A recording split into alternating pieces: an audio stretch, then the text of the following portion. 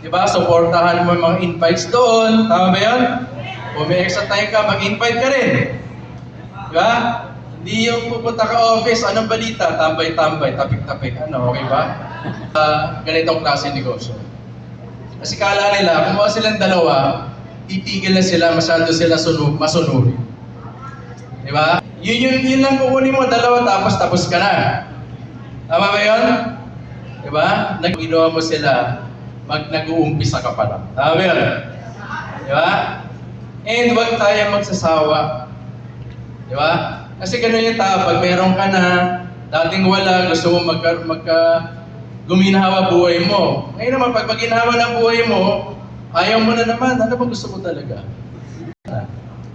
Kasi ang opportunity, isang beses lang yan. Tama? Sa lifetime natin, isa lang yan. Di ba? Well lang kung, di ba, totoo yung reincarnation. Mamatay ka, tapos mabuhay ka ulit. Tama? Eh, paano yan? Di ba? Pagkabuhay mo, aso ka na, paano yun? Diba? So hindi mo tinupad yung duties mo nung tao ka pa. Tawa nyo? Diba? Nakakatawa pero totoo. Tama ba yan? So ibig sabihin, isa ka na mabuhay sa mundo, kailangan i-maximize mo.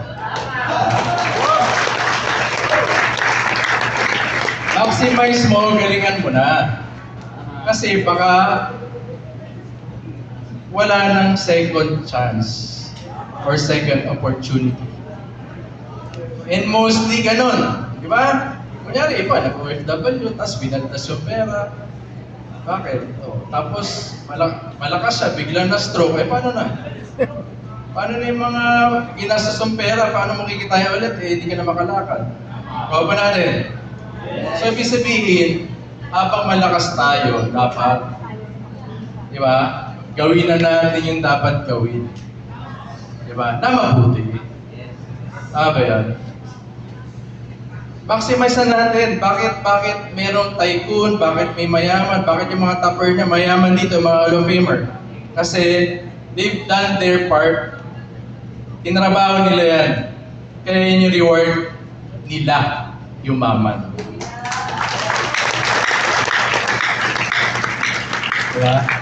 Iba kasi, kala nila, swerte talaga na, no? Meron bang tao swerte? Tutulog ka lang, tapos may mag-aapot sa'yo ng 1 milyon. Diba? Meron ba nun? Sana meron. Diba? Ako, willing ako. Tumaga pa 1 milyon. Diba? Pero walang ganon. Lahat ng bagay pinaghihirapan yan. Kahit saan, pera, relasyon, kahit, di ba, sa religion, lahat yan. So, tanggalin natin sa isipan natin yung madali. Kasi wala madali. Di ba? Ang kailangan nyo i-strengthen yung skills ninyo. Di ba? Galingan ninyo, strengthen nyo yung loob ninyo. Kailangan kasi sa negosyo, malakas loob ninyo. Tama ba yun? Hindi pwede yung emotional ka sa negosyo or lalamya-lamya ka. Tama? Kasi wala kang mararating. Ang mararating mo, sakit sa puso pag emosyonal ka. Diba? Magkakagastos ka pa. Tama ba yun? Pag pinasok mo negosyo, kailangan bulog mo. Diba? Handa ka ma-Indian. Handa ka maliweba. Tama? Handa ka sa lahat ng sakit. Tama ba yun? Huwag mo pagdadasal lagi yung maging madali buhay mo, madaling gagawin mo. Tama? Walang ganon. Ako ba natin? Para nakatrain ang isip natin na mahirapan tayo bago tayo maging successful. Tama yan. So, yun yung importante. And yung sinabi ko kanina, kahit malaki ka na kumita, una-una, yung kinikita mo, ang kinikita dapat sa bulsa lang yun. Di ba? Kasi yung kinikita mo pag umakit sa ulo mo yan. Di ba?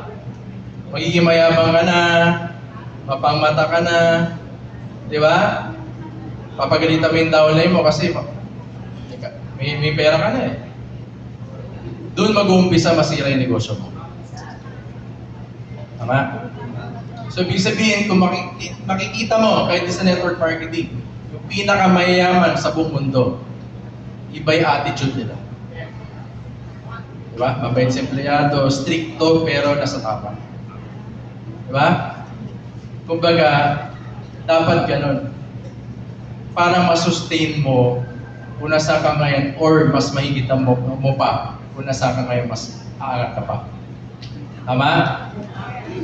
So yun yung mga yun yung mga qualities na para umasenso ka or yumaman ka dito, maging milyonaryo ka. Lahat ba gusto maging milyonaryo? Yes! Diba? Willing tayo dapat doon sa mga sinabi ko.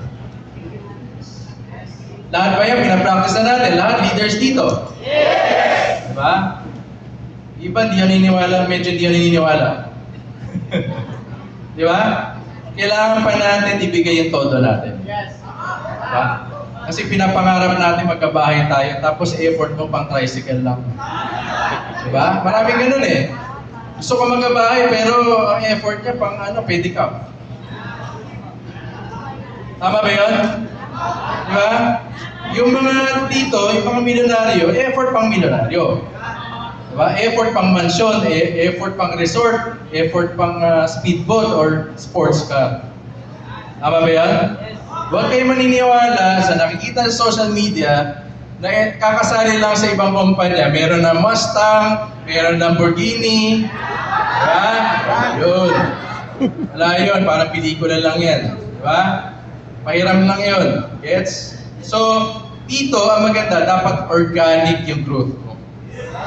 Organic, kaya sinasabi ko, yan yung skills i-develop yun dito. Huwag i-develop yung yabang. Kaya may ibang company magyabang, kaya mo na sila. Marami na nakita mo pa niya, kahit may ari, dati ganun, ngayon ganun na. Tama? Alam niyo yung up-down, di ba? Hindi na magbabanggit. Dating up, ngayon down. Wala na. Di ba? Dati 5 Lamborghini, 5 Rolls Royce. Ngayon, di ba? Kahit emblem ng mga Rolls Royce na, wala na lahat yan. Kasi nauna ang yabang. Tama? So, sa pagnenegosyo, hindi kailangan ng yabang. Tama? Pag bumili ka, once bumili ka sports car, hindi naman masama yan, bumili ka maganda relos, see to it, kaya mo. Tama? Kaya mo. Huwag kang bibili na yun na yung pera mo. Kasi iba, binili nga yun, pag natapa ka, ni Band-Aid, wala ka pambili. Tama ba yan? So dito, kailangan, di ba? Marunong tayo umakit ng pera. At the same time, magaling tayo kumita ng pera. Dalawa lagi yan. Kasi kung magaling ka lang kumita ng pera, hindi ka marunong maghawak. Wala rin yan kahit ilang bilyon pa isang buwan na kitain. Diba? Kasi ang goal mo lagi magyabang eh. Tama ba yun? Diba? So dito, i-build natin, no? Build tayo ng mga quality leaders. Quality. Diba? And dapat gawin natin ang tama ang pag-network. Diba? No false promises, di ba? Yun yung mga no false promises. Madali na ngayon network, di ba? Ano pa na, bubulahin mo pa.